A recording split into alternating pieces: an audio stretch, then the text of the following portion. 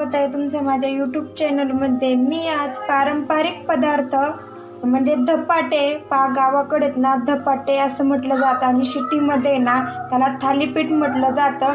आपण मिक्स पिठापासून ना आपण धपाटे बनवणार आहोत। भरपूर कांदा कोथिंबीर टाकून खूप खायला टेस्टी आणि खमंग लागतात। चला तर मग व्हिडिओला सुरुवात करू। मी इथं घेतलेलं आहे गव्हाचं पीठ चाळून 1 वाटी घेतलेलं आहे गव्हाचं पीठ। ज्या वाटीने आपण गव्हाचं पीठ घेतलं होतं तीच वाटी 2 मी ज्वारीचं पीठ घेतलेलं आहे। आपल्याला ज्वारीच्या पिठाचा वापर जास्त करायचा आहे। ज्या वाटीने आपण गव्हाचं पीठ घेतलं होतं तीच 1 वाटी आपल्याला इथं बेसन पीठ घ्यायचं आहे। आता आपण इथं साहित्य घेतलेलं आहे। मी भरपूर सारा कांदा चिरून घेतलेला आहे। अशा पद्धतीने आपल्याला कांद्याचा वापर जास्त करायचा आहे। कांदा जर आपण जास्त घातला ना धपाट्यामध्ये खूप खायला टेस्टी आणि असे कुरकुरीत लागतात आपले धपाटे इथं। आणि भरपूर अशी कोथिंबीर मी स्वच्छ धुवून आणि चिरून घेतलेली आहे, ही पण आपल्याला त्या पिठामध्ये टाकून घ्यायची।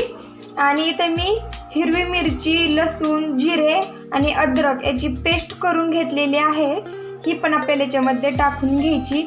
इथं लसणाचा वापर आपल्याला त्याच्यामध्ये जास्त करायचा।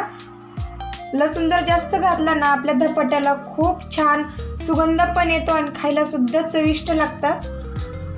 मी 1 पोहे खायचा मोठा चमचा मिठाचा घेतलेला आहे। मीठ आपल्याला त्याच्या 1 चमचा टाकून घ्यायचं आणि इथं थोडीशी हळद टाकून घ्यायची।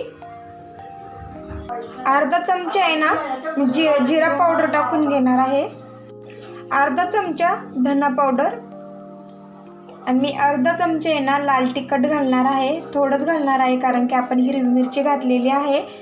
आता हे छान असं आपल्याला हाताने ना व्यवस्थित हे मिक्स करून घ्यायचं।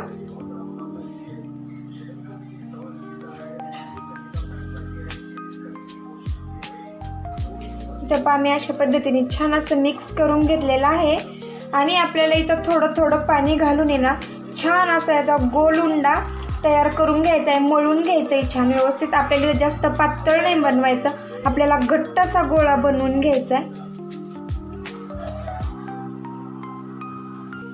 एकदम मस्त असा मी गोल उंडा बनवून घेतलेला आहे। आता आपण आहे ना 10-15 मिनिटं याला छान असं भिजून देऊ।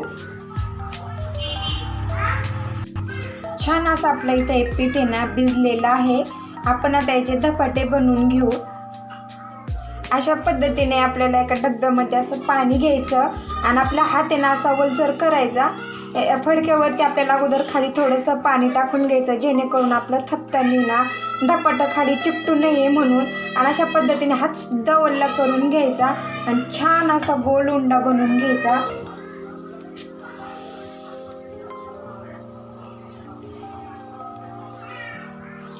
असं मी सुती कापड घेतलेलं आहे, याच्यावर थोडंसं पाणी टाकून घ्यायचं, छान असा गोल उंडा बनवून घ्यायचा अशा पद्धतीने।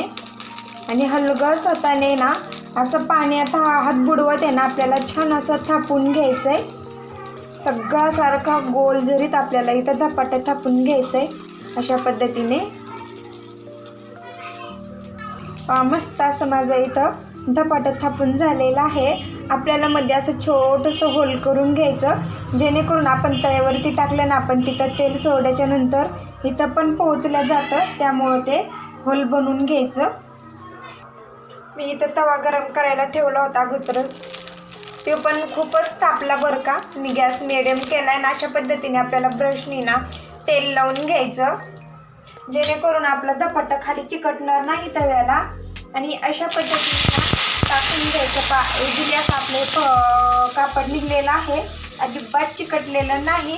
आणि आपण परत थोडंसं कढीने असं तेल सोडून घेणार आहोत, मी तर मध्ये सुद्धा सोडायचं अशा पद्धतीने। आणि झाकण ठेवून याला 1-2 मिनिटं वाफलून घेऊ।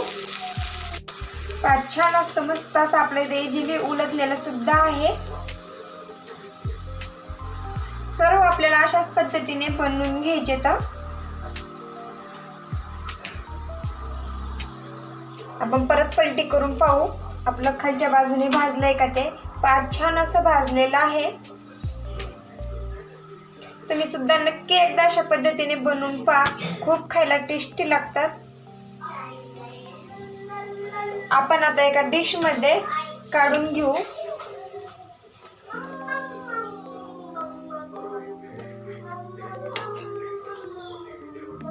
मस्त असे माझे इथं धपाटे तयार झालेले आहेत. पाहू शकता किती मऊ आणि लुसलुशीत तयार झालेले आहेत.